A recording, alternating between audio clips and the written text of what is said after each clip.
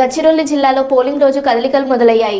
April 19న జరగనున్న polling కోసం EVM ఇతర యూనిట్లతో పోలింగ్ పార్టీలు ఈ రోజు ఉదయం గచ్చిరోలిలో తమ ఉద్యమాన్ని ప్రారంభించాయి.